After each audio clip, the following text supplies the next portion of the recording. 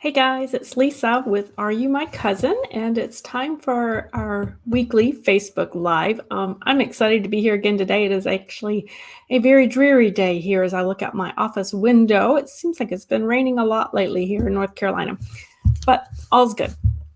So we are here for our weekly Facebook Live where I come and we talk about all things genealogy. And so I'm kind of excited. Today will be just probably a little more laid back, a little low key on what we're talking about. If you are just joining me today, welcome. I appreciate you guys coming. If somebody doesn't mind giving me a thumbs up or a hello in the comment section, just to let me know that everything is functioning properly and that you guys can see me and hear me okay. That would be great and very much appreciated. Oh, thank you. Yay. Good. Glad you guys can hear me. If this is the first time, absolutely feel free to put comments in the comment section as we go, because I will answer those questions and I can also go back and look at them later and follow up. So if you're watching this on the replay, no worries. Go ahead and ask your questions away. Not a problem. Just a note, if you are watching the replay on the YouTube channel, my YouTube channel, know that any links that I mention will actually be in the description and not in the comments section. So that's just a little bit of difference if you're watching on YouTube as opposed to watching the replay on Facebook. Oh, wow. Yeah. Hey, Kelly's here and Jim's here and Danya and Cheryl and Debbie. Hey, Debbie.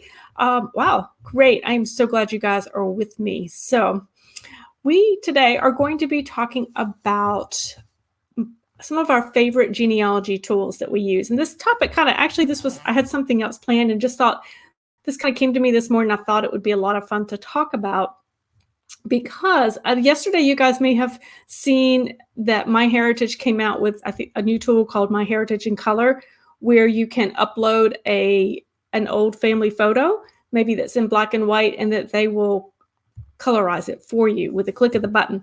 So if you've seen it, you probably saw some of mine that I posted. It's really quite an addicting tool. I'd be curious to know if any of you guys have tried it yet.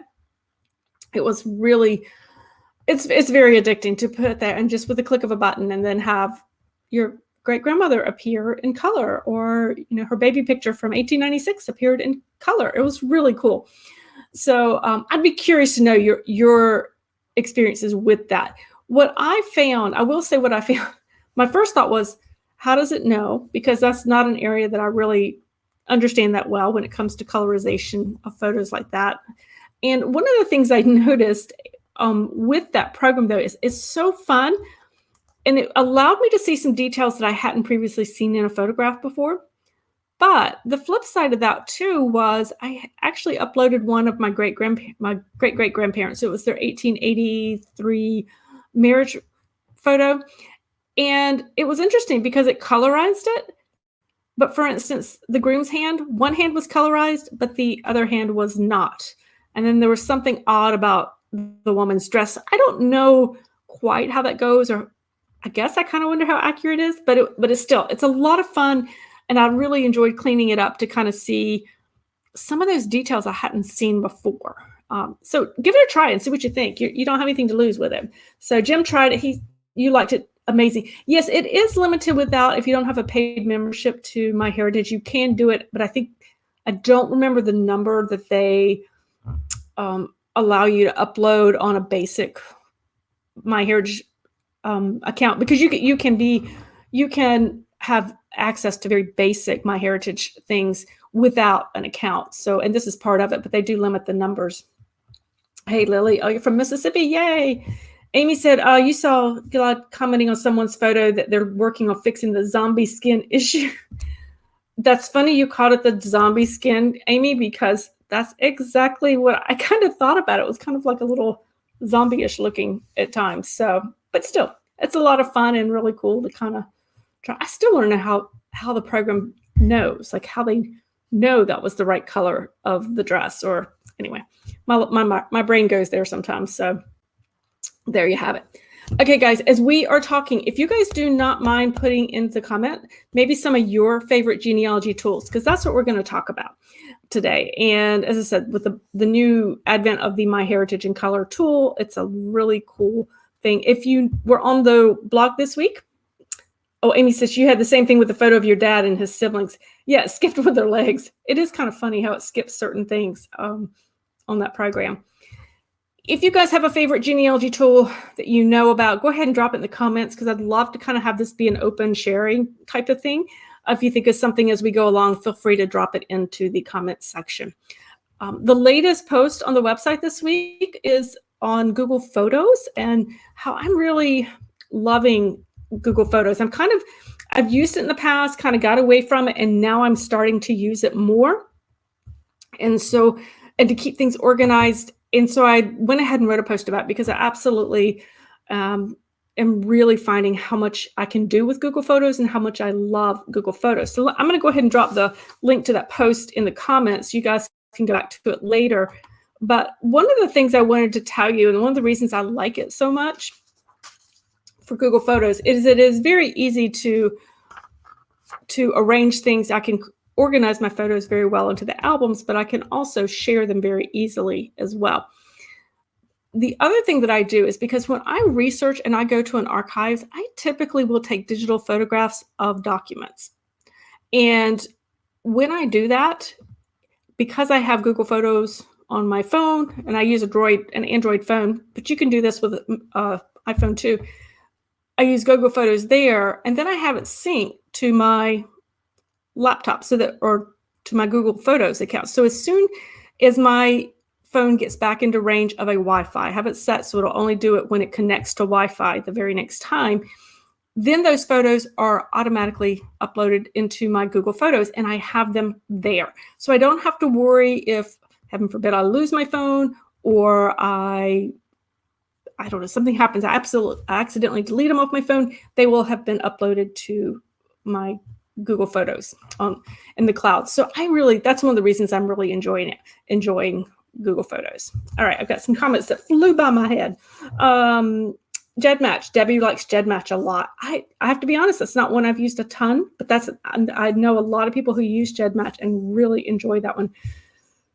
Lily hadn't tried Google Photos yet. Give it a try and see what you think. Hey, Faye, glad you're with us today. So along with Google Photos, because you can do some minor edits in Google Photos of a photograph. So if I just need minor things done, I'll probably just go ahead and do the edits there in Google Photos. If I have a lot of edit or more detailed editing that needs to be done, I'm probably going to go ahead and use VividPix, the restore program. You guys have heard me talk a lot about it. I love VividPix. It's really great for restoring those old photographs. It gives you a lot of options. It also has some really wonderful features for adding metadata to it. So that's the one when I have kind of more detailed things, those older photographs, things when I'm really wanting to get into the detail of a photograph to see if I can clean it up and pick up those tiny little details. I'm probably going to go ahead and use that VividPix program, because it is one of my favorites. All right, staying in the theme of Google, guys, Google Maps and Google Earth. So do you guys use Google Maps and Earth with your genealogy research? I love Google. I use a lot of their products. I tend to use Google Maps more than I use Google Earth. And I'm curious what you guys do, if you tend to use Google Earth or Google Maps, or just a combination of them both.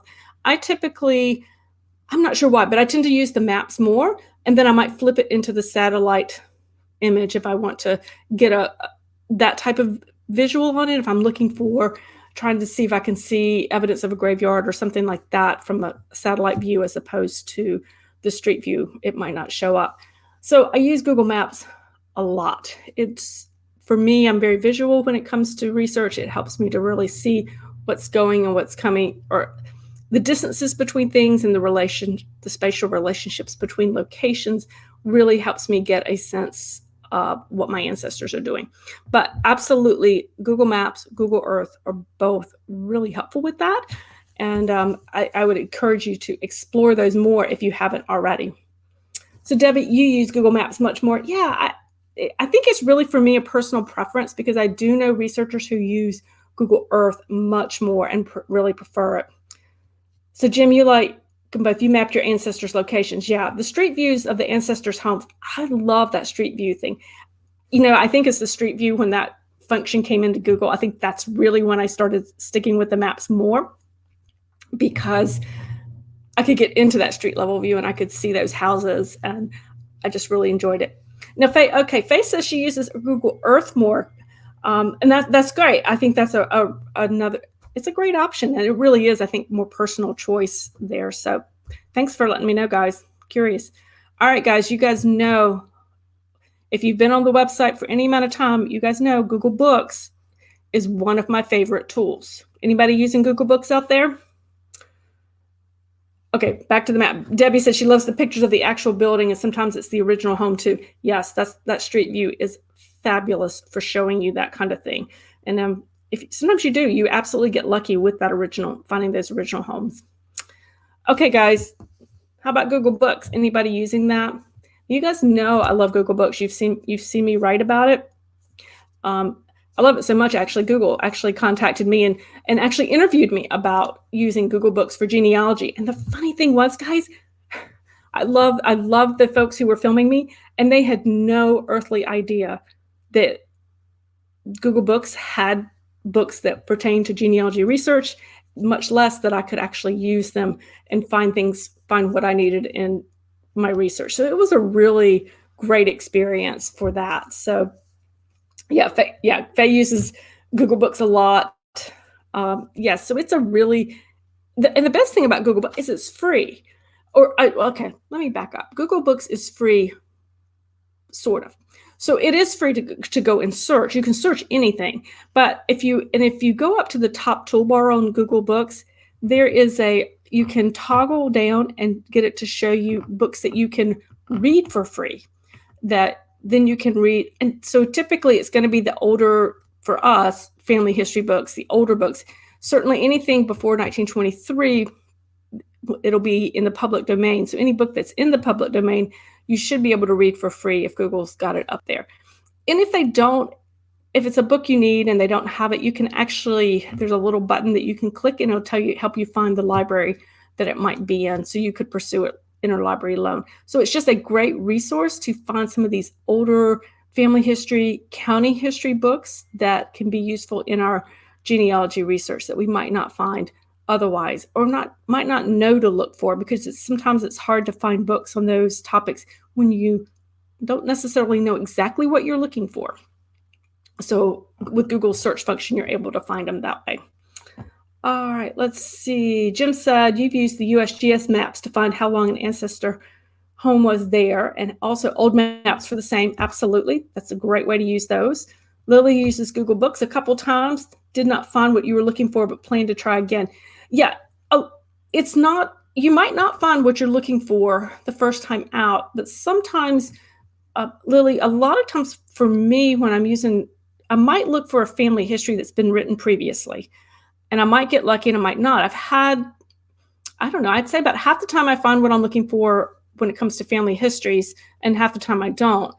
But I also use, because I really want to understand county histories and the history around a community, I can oftentimes find books that will pertain to either that area, a close area, or maybe a book that will pertain to that time period, a certain time period, so that I'm trying to get a little more understanding of the social history and what was going on in society and the culture at the time. And that helps me to be able to relate and continue to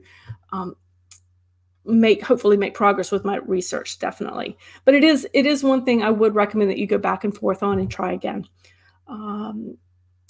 So Faye took a free Google course, and so you're starting to use Google more. That's absolutely great. Hey, Faye, where did you find that free Google course?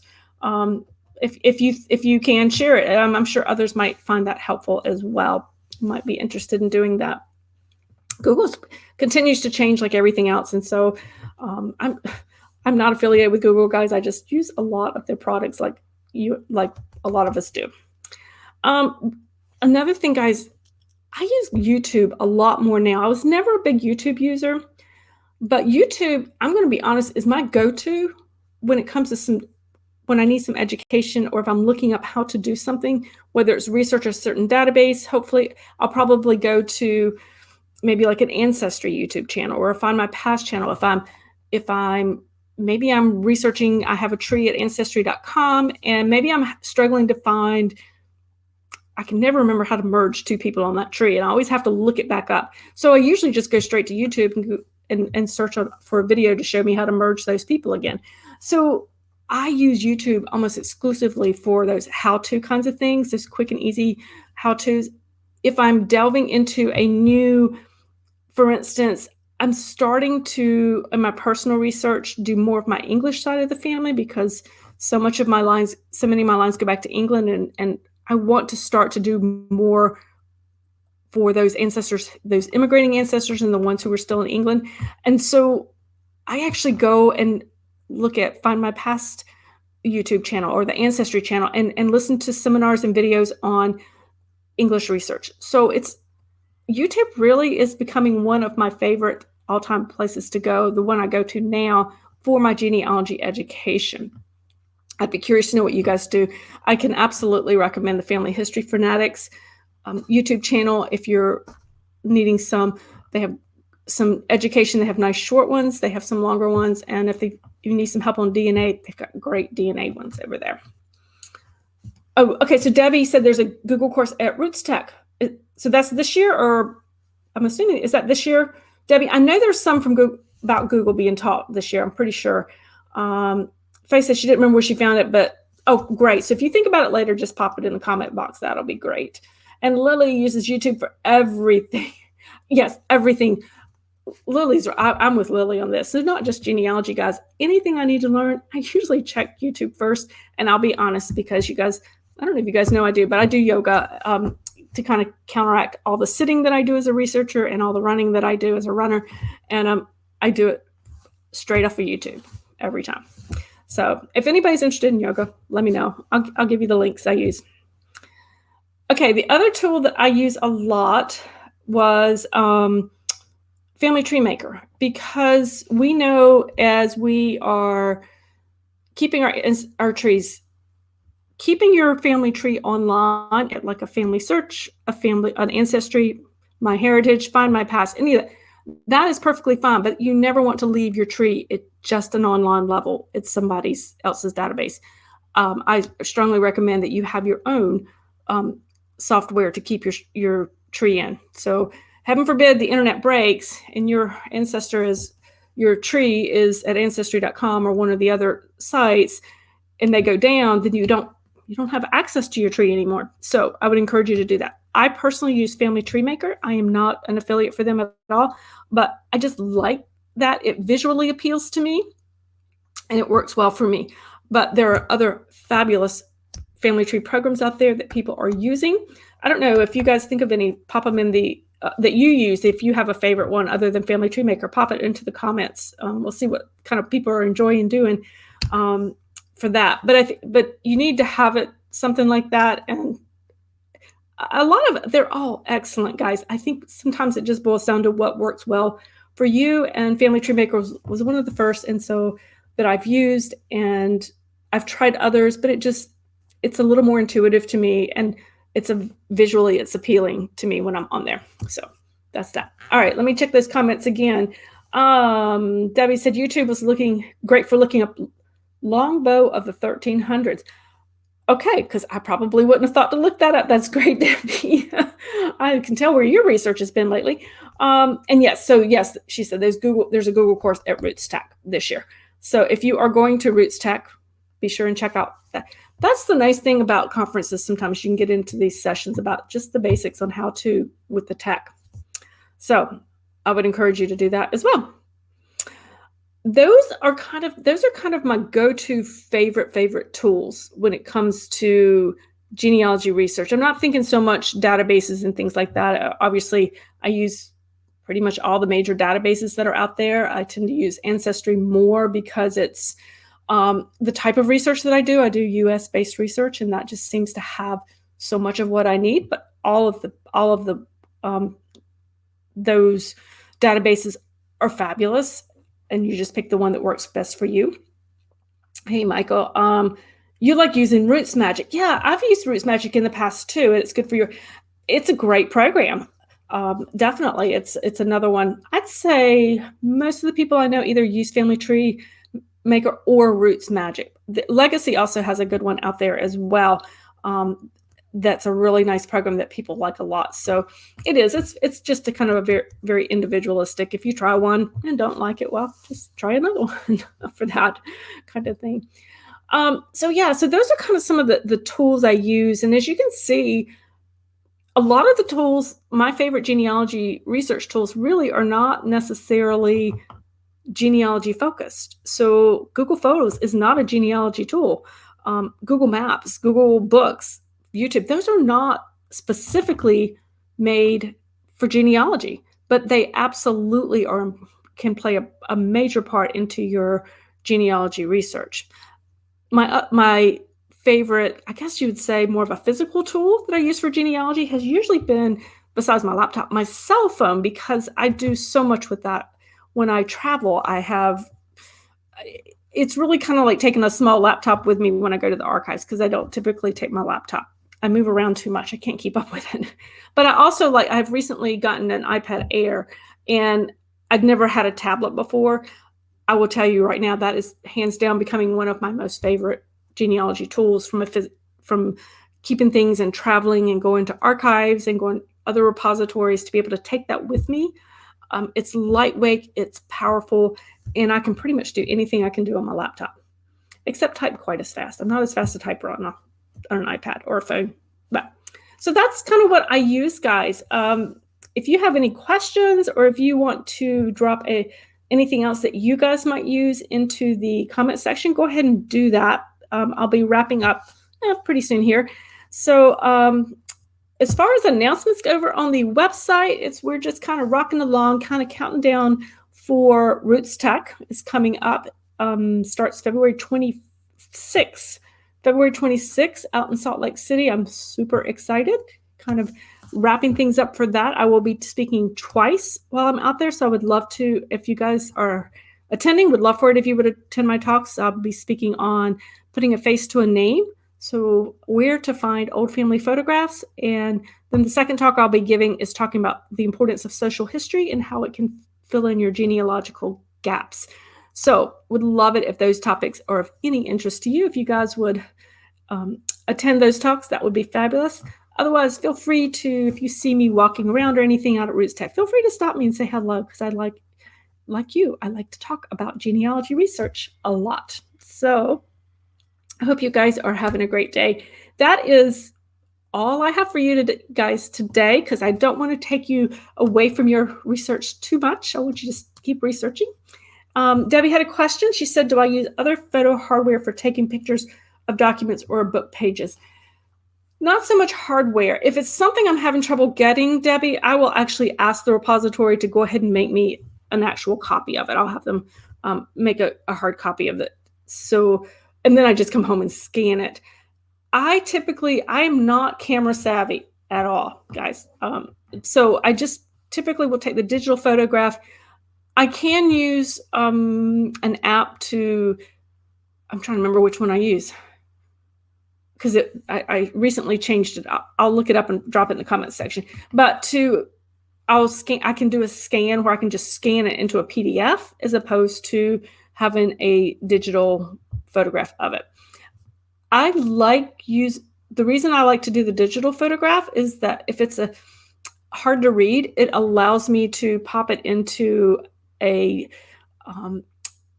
photo editing software, such as the VividPix that I use, and then I can enlarge it and change things and change contrast, because then it helps me to be able to read it. But as far as changing anything with lighting and things like that, I don't do that. And so far, that seems to work just fine for me. Again, if I ever have a question about something, I do go ahead and get the repository to make a copy for it, and I'll just pay for a copy of it, kind of thing. It doesn't work too well if I do, I have tried taking digital photographs of like a microfilm screen.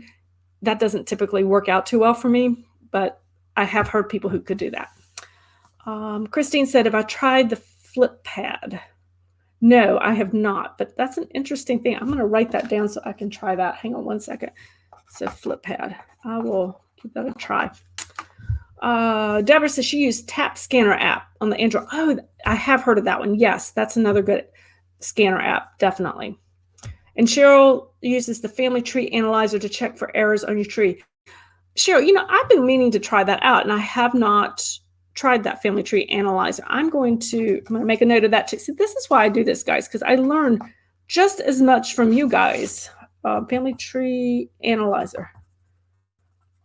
And Cheryl, is that just for, do you have to have your tree in a certain program like Family Search or Ancestry, or is it is it a standalone type of software that you could use? I'd be almost afraid to see how many errors. The parts of my research that were of my family tree that are from my early research. Sometimes I go back, I'm like, sometimes it's hard to catch all those errors that you made the first time around when you were learning your genealogy skills. So, but that's an excellent thing to try. I'm going to definitely have to look at that. I like that idea of using something to check the tree for errors. You're thinking it's on Ancestry? Okay, great. Yeah, I'll try that out and see what I think. That might be a really cool tool to kind of, not only would it show you errors, it sounds like, because when you find that, it just gives you a new perspective on your tree. Sometimes I think we stare at our tree for so long, we become so familiar that we need to kind of back away from it a little bit, or have somebody else, whether it's a tool or whether it's another researcher, to kind of get a different perspective on it to give us a new hint, so to speak. So great. Thanks so much. Thank you so much for sharing that, guys. You guys have some great ideas, and I'm going to give them a try because there's so much out there. And you guys know I love all the tech stuff. So when is my next live event here? You mean on Facebook, for Facebook Live? My next one should be next. Let me check my calendar, but next Thursday, I think. I've got to check. Let's see. Yes, so next Thursday, I'll have one. I'll have a live, another Facebook Live next Thursday. And then the week of the 25th, or the week of Roots Tech, which starts on the 26th, I'll actually be I won't have a regular Facebook Live on Thursday, and I'll put all this in the email for you guys. I'll probably be doing impromptu Facebook Lives. That's my plan right now throughout the days that I'm at Roots Tech. I don't really have a set schedule, so they may just be a little more impromptu. Just make sure you are following along on the page and you've liked it so that you'll get notifications when I go live. And that's kind of my vision for what I'll do right now, but we'll see kind of how that works out for that. Cheryl said, it questions the age of a mother was too old, dates, etc. Yes. So family tree analysis. So like that's great, because how many times, even just typos, you find out that, of course the mother couldn't be the mother of that child because she wasn't born yet, or she was 8 years old when the child was born. Those are good things to catch. Okay, let's see. Jim said, yes, he says some of the genealogy softwares do have error checking. Yes, they do. He's right about that. And you would just check into the whatever program that you use on your computer, check and see what they offer for that type of thing. Yes, Debbie said DNA results give another perspective too. Absolutely. DNA is a whole nother issue. But yes, that's a wonderful. I didn't really include DNA tools here, guys. As you guys know, I don't really teach on DNA. I know enough about DNA to use it, but probably it's not my forte when it comes to actually teaching you guys. But yes, the DNA test results obviously would give another perspective. Family tree history fanatics. You need to see Andy's videos on YouTube about DNA if that's what you're interested in. And MyHeritage has the consistency checker. Yeah, I think probably most of these programs do have some type of internal error for consistency to make sure things are working. And Jim's software does too. Yeah, mine will give me alerts if I've put in something that just totally doesn't make sense on that. Debbie, do I have a separate Facebook page for?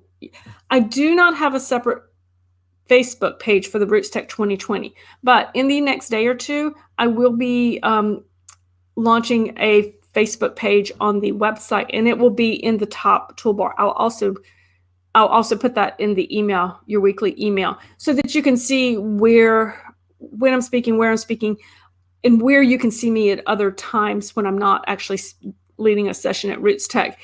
I'm still kind of settling out what my schedule is going to look like at Roots Tech. So that's why it hasn't really appeared yet, but it's coming, I promise. And yes, yay, family history. Debbie's a big family history fanatics fan too. Me too. Devin and I and Andy, we're good friends. So it's really fun to be able to support each other when we do research. So, and Amy too here. Amy's got things too. So Amy Johnson Crow, who's here, who was commenting earlier. So, all right, guys, have a great day. I hope you enjoy and are successful in finding your ancestors today. And that's exactly what I'm going to head off to do and do a little bit more research myself. All right, guys, have a great day. I will see you here next Thursday at 3 o'clock as well. All right, guys, have a great day. Bye.